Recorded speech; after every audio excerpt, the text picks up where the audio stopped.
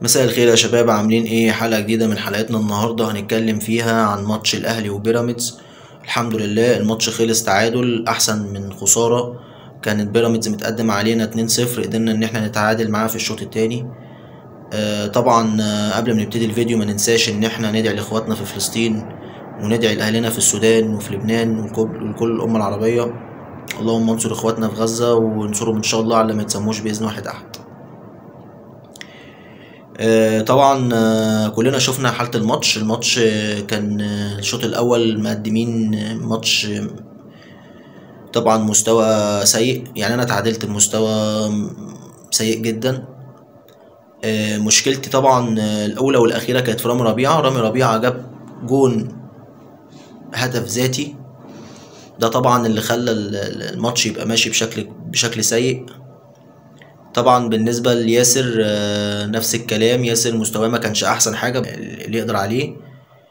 بالنسبة للشناوي طبعا مختبرش، ما اقدرش اتكلم عليه، بس الشناوي بصراحة ربنا عمل كورة في كورة، لو كانت الكورة دي دخلت كان الموضوع هيختلف. كلنا شفنا الشناوي هو كان متقدم ناحية اليمين، كان سايب الجون وراح، مش فاكر كان مين اللي معاه الكورة، ولولا ستر ربنا الكورة اتشاطت فيه واتردت خرجت بره ال 18.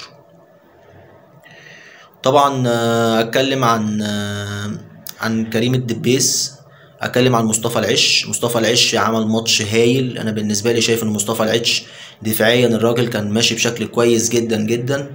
الراجل كان طول الوقت، انا كان عندي مشكله من الاطراف. انا كنت شايف ان الطرفين مصطفى فتحي، انا بالنسبه لي شايفهم مشكله. هم دول العقبه، هجوميا هم احسن مننا بصراحه، لكن دفاعيا هم بطيخ، وده السبب اللي خلانا احنا نتعادل معاهم. طبعا بالنسبه لمروان عطيه، انا شايفه راجل المباراه. الراجل كان بيعمل كل حاجه قدام وورا، يعني الراجل شايل نص الملعب لحاله هو وامام. بس امام طبعا الشوط الاول علشان خاطر ما كانش ظاهر في وسط الملعب كتير، ما كانش ظاهر عشان خاطر كولر كان مش عارف هو كان بيلعب هجوم ولا بيلعبه ناحيه ال الوينج. انا ما اعرفش بصراحه كان كولر بيلعب امام ايه بالظبط.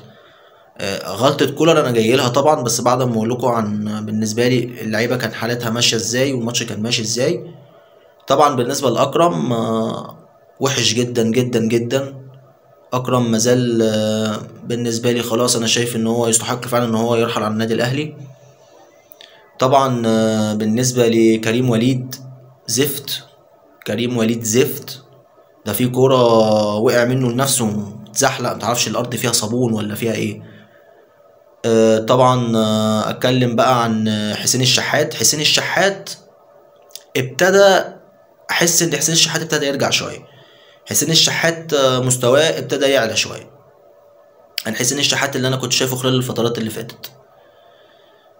طبعا زي ما قلت امام عاشور، راجل كان بيعمل كل حاجه برضو، الراجل بيجتهد في الملعب بسم الله ما شاء الله. الراجل كان كويس جدا، الراجل كان بيعمل اللي عليه وبزياده. الراجل كان بيحاول ان هو يخترق، الراجل كان بيحاول ان هو يعمل اي سلوك عادل، الراجل كان بيحاول ان هو يعمل اي حاجه في الماتش، بغض النظر عن ضربه الجزاء اللي ضيعها. انا كنت شايف ان احنا كنا يعني كنا ممكن ان احنا نكسب بكرة ضربة الجزاء دي، بس ساتر ربنا الحمد لله. الحمد لله يعني ان ما لناش نصيب ان احنا ناخد ال3 بونت. ده بالنسبة لباقي اللعيبة. اما باقي اللعيبة اللي نزلت، طبعا رأيي في قفشة زي الزفت. زي ما هو قفشة برضو ما بيعملش حاجة اكتر من ان هو بيسلم الكرة غلط، بيعملش حاجة اكتر من يشوف مين اللي جنبه ويديله الكرة. ما بشوفش منه مثلا ان راجل بيعمل اسيست، الراجل بيعمل لي حاجة قدام قدام في الناحية اللي قدام. ما بيعمليش اي حاجة خالص اكتر من هو بيقعد يرجع الكرة، يقعد يبص حواليه يشوف مين اقرب واحد ليه ويديله الكرة. انا ما شفتش بلاي ميكر كده الصراحة. طبعا بالنسبة ل اللعيب المهاجم، طبعا انا بالنسبه لي لحد دلوقتي ما هو مختبرش، بس انا شايف ان هو يجي منه، ولا شايف ان هو لعيب كويس. الراجل في صندوق بيلعب بطريقه كويسه جدا، كتر خيره انه جاب لنا هدف التعادل. طبعا ما ينفعش يلعبه باك، لان كريم الدبيس دفاعيا هو مش احسن حاجه، فهو بيعتمد عليه كوينج، لان ده اعتقد ان طبعا كان بيعملوا كوره ان هو بيعتمد عليه وينج.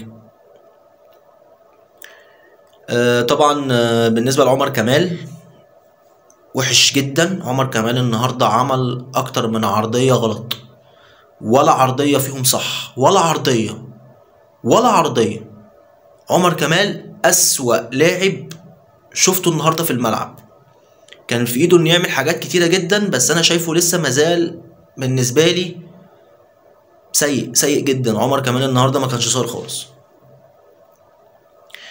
ده طبعا بالنسبه ل اللعيبه، معرفش والله مين اللي نزل تاني.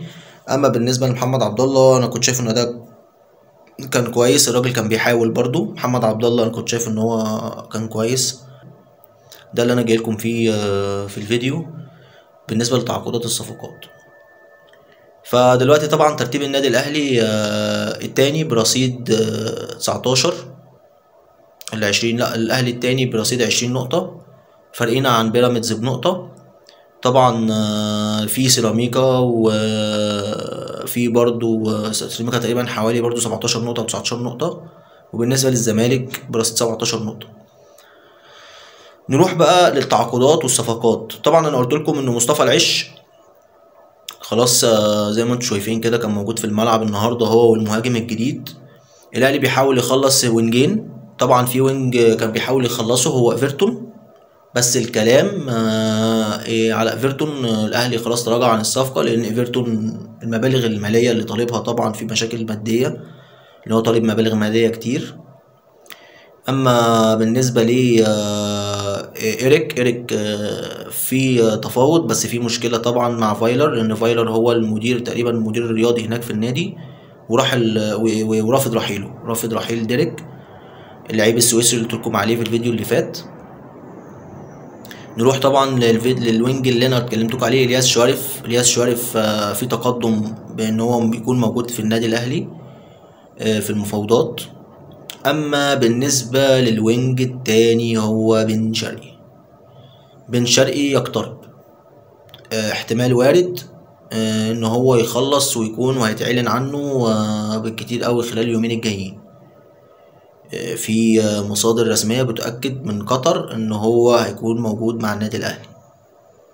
دي مصادر رسمية، وهتأكد برضو الفيديو اللي جاي هقول لكم عليه، هقول لكم اذا كان هو هيبقى موجود ولا لا. انا بالنسبة لي شايف ان بن شرقي فنيا هو مش احسن حاجة صراحة. بن شرقي مش زي بن شرقي بتاع الزمالك. يعني انا شايف ان بن شرقي ايام الزمالك كان اللعيب اللي بيقدر ان هو بدنيا يبقى كويس، لعيب بيقدر ان هو يخترق، بلعيب بيقدر في الملعب على فكرة كويسة جدا. لكن ده انا مش شايفه بن شرقي بتاع النهارده.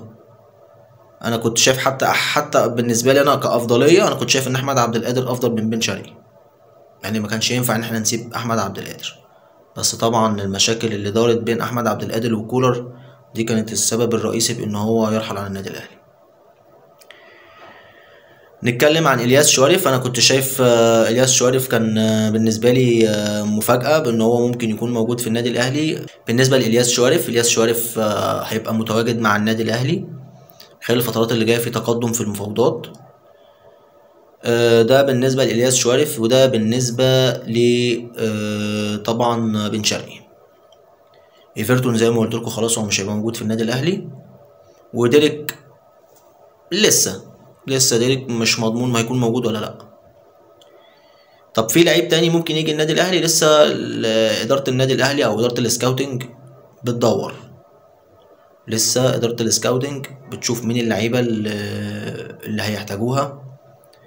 بس زي ما قلت مش بشرة خير لبن شرقي.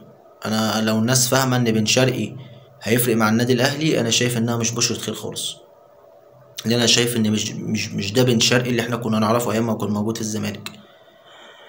انا مش دعوه طبعا، بس ماكش نفس تفهمنيش غلط. انا بتكلم على نقطه ان حته ان بن شرقي يكون موجود فنيا، هو مش هيكون زي زمان. يعني بن شرقي 2025 الفيرجن بتاع 2025 مش زي الفيرجن بتاع 2019 او 2020. طبعا زي ما قلت لكم بالنسبه لديريك انا شايف ان هو لعيب لو جه النادي الاهلي هيبقى لعيب هايل. نفس الكلام لإلياس شوارف، انا شايف ان هو هيبقى لعيب هايل. طيب في لعيبه تانية ممكن تتضم. في كلام على مدافع بتروجيت. تاني هيبقى موجود. بس في حاجة نسيت ابلغها لكم، ان لو تم اضافة اللعيب الاجنبي التالت اللي هو بن شرقي، علي معلول هيبقى بره القايمة. دي مصادر مؤكدة، مصادر مؤكدة، علي معلول مش هيتضم للقايمة. واتمنى لكل اخواتي وحبايبي منسوش يعملوا سبسكرايب للصفحة ولايك للفيديو ونفعل زر الجرس عشان يوصلنا كل جديد. استودعكم الله، السلام عليكم.